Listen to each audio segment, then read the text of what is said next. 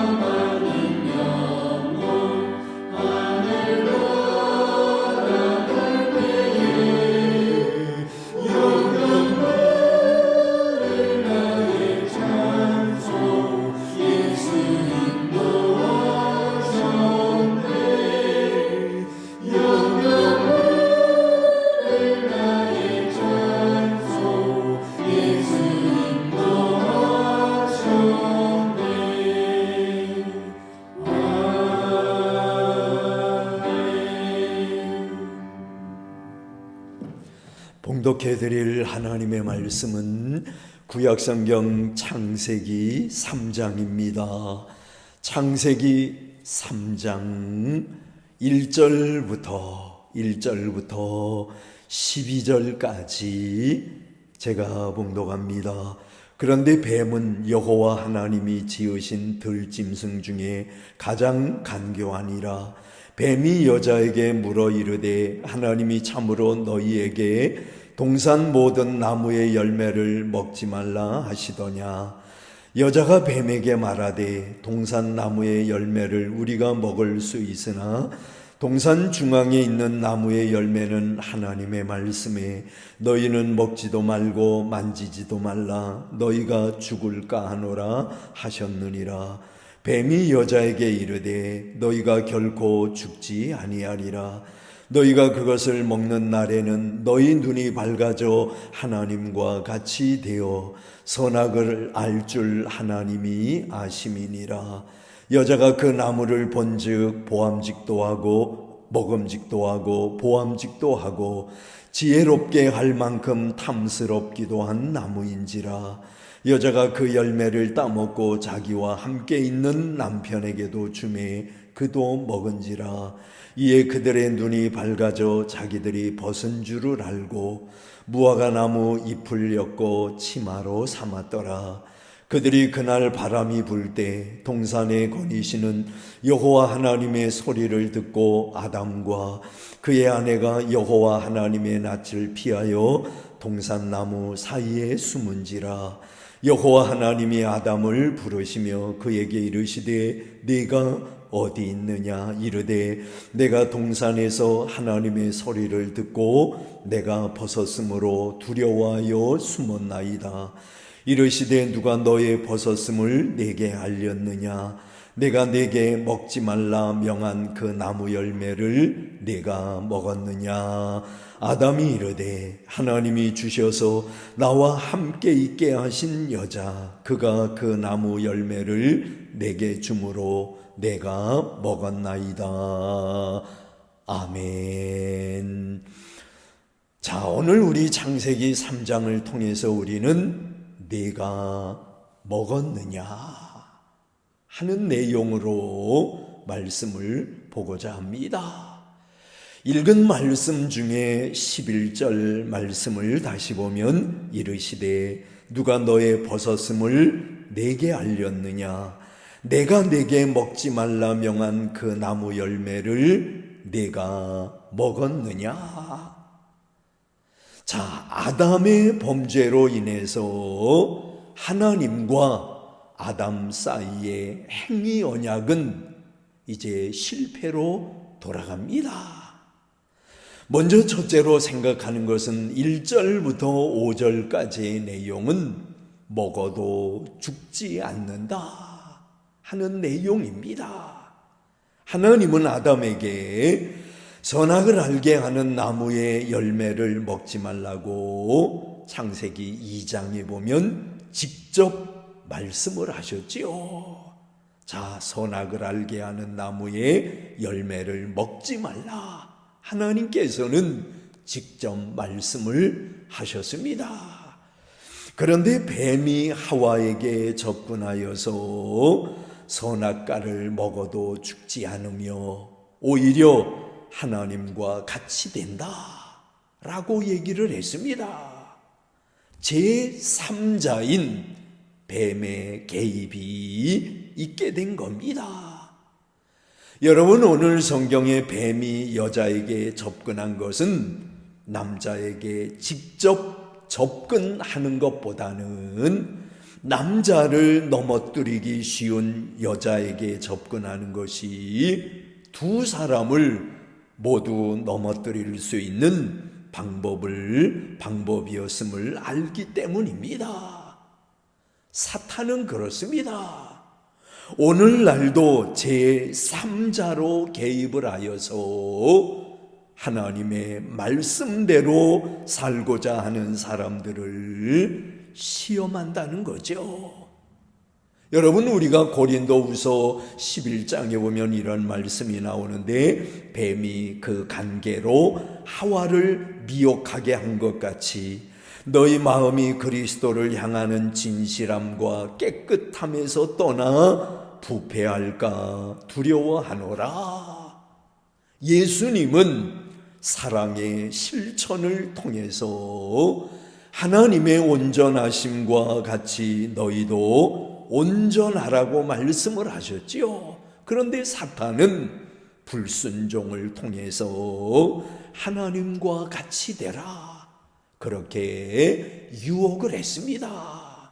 불순종을 통해서 불순종함으로 하나님과 같이 되는 길을 걸으라고 그렇게 유혹을 했다는 겁니다. 자, 그 다음에 두 번째로 6절부터 7절까지의 내용을 보면은 그도 먹은지라 하는 말씀이 나오죠.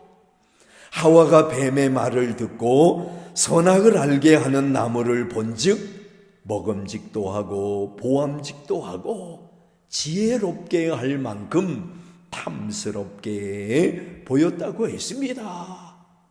여러분, 사탄은 어때요? 사탄은 오늘날도 세 가지로 유혹을 합니다. 곧 뭐냐 하면 육신의 정욕, 안목의 정욕, 그리고 이생의 자랑으로 사람들을 유혹합니다. 뱀의 말에 여자가 먼저 넘어지고 남자가 뒤따라 먹고 넘어짐으로 하나님과 맺은 행위 언약, 곧 순종하는 일은 이제 실패하게 된 겁니다. 여러분, 죄라고 하는 게 뭐예요? 죄란 표적을 맞추지 못했다는 뜻입니다. 하나님의 말씀을 순종하는 일에 있어서 부족한 것, 그게 바로 죄인 겁니다. 인류 최초로 지음을 받고 하나님의 보시기에 좋았던 이 한 쌍의 부부는 간교한 뱀의 말에 쉽게 넘어간 겁니다. 그러나 여러분, 예수님께서는 어때요? 예수님은 광야에서 사탄의 시험을 받으실 때에 기록된 하나님의 말씀을 가지고 3가지 시험을 모두 이기셨지요. 이렇게 보면 문제는 뭐냐면 시험을 당하느냐, 당하지 않느냐, 그것이 문제가 아니라 시험을 받을 때에 어떻게 대처하느냐, 그게 문제인 겁니다. 내가 시험을 당할 때 어떤 마음을 가지고 어떤 자세로 그 시험에 대처하느냐, 이게 중요한 겁니다. 그 다음에 3번째로 8절부터 24절까지의 내용은 내가 먹었느냐 하는 내용입니다. 범죄한 인간이 가장 먼저 한 일은 뭐예요? 오늘 성경에 보면 무화과 나뭇 잎을 엮어서 치마를 만든 겁니다. 그러나 이 옷은 오래 가지 못하였기 때문에 하나님께서는 가죽옷을 지어 입히셨습니다. 그게 7절 그리고 21절에 나옵니다. 인간 스스로의 공로로는 구원 얻을 수 없으므로 인간의 죄를 대신하여 죽은 짐승의 가죽옷이 필요했습니다. 그건 뭐냐면 피 흘림이 없이는 사함이 없다 하는 히브리서 9장의 말씀 그대로입니다. 그리고 아담과 하와는 하나님의 임재가 두려워서 동산 나무 사이에 숨었다고 했습니다. 그러나 하나님을 피할 수는 없었던 겁니다. 하나님은 언약의 대표자인 아담에게 이런 말씀을 했습니다. 내가 너더러 먹지 말라 명한 그 나무의 열매를 네가 먹었느냐? 문책을 하셨습니다. 이래서 아담 한 사람의 불순종으로 말미암아 죄와 죽음이 들어오게 된 겁니다. 그러나 또한 여러분 어때요? 또한 또 한 사람, 곧 예수 그리스도의 죽음에까지 이르는 순종으로 말미암아 구원의 은혜와 풍성한 생명이 많은 사람들에게 넘치게 되었다는 겁니다. 로마서 5장에 나오는 이 내용의 말씀은 얼마나 귀한 내용입니까? 나 한 사람이 중요한 거예요. 그래요, 여러분. 나 한 사람이 중요한 겁니다. 나로 말미암아 죄와 죽음이 올 수도 있고 나로 말미암아 은혜와 구원의 축복이 전달될 수도 있습니다. 가정도 그렇습니다. 나 한 사람이 중요한 거예요. 어느 가정이든지 한 가정이 제대로 서 있으면 그 가정은 그 사람으로 말미암아 복을 받는 겁니다. 그러나 그 한 사람이 없을 때 그게 문제가 되는 겁니다. 자, 오늘 우리는 이 성경 말씀을 통해서 선악을 알게 하는 나무의 열매를 하와와 아담과 먹음으로 인해서 이 땅에 죄와 죽음이 오게 된 사실을 말씀을 통해 깨달았습니다. 그러나 중요한 것은 예수님으로 말미암아 예수님께서 십자가를 지시는 순종으로 말미암아 구원의 은혜와 풍성한 생명이 오늘 우리들에게 이르게 되었다는 이 사실로 인해서 우리는 감사할 수 있어야 합니다. 이 놀라운 은혜를 기억하면서 그 은혜를 찬송하고 그 은혜에 보답하며 살아가는 우리 모두가 될 수 있기를 원하는 것입니다. 기도하겠습니다. 사랑이 많으신 주님, 죄와 죽음에 빠져버린 인생들, 소망이 없으며 절망 가운데 살아갈 수밖에 없는 인생들이었지만은 그러나 주님의 죽으심으로 말미암아 구원의 은총과 풍성한 생명의 복을 다시금 되찾게 하신 주님의 은혜를 진실로 감사합니다. 그 놀라운 은혜를 잊지 아니하고 그 은혜에 평생 보답하며 살아가는 우리들 될 수 있게 하여 주시옵소서. 예수님의 이름으로 기도하옵나이다. 아멘. 하늘에 계신 우리 아버지여, 이름이 거룩히 여김을 받으시오며 나라에 임하옵시며 뜻이 하늘에서 이룬 것 같이 땅에서도 이루어지이다. 오늘날 우리에게 일용할 양식을 주옵시고 우리가 우리에게 죄 지은 자를 사하여 준 것 같이 우리 죄를 사하여 주옵시고 우리를 시험에 들게 하지 마옵시고 다만 악에서 구하옵소서.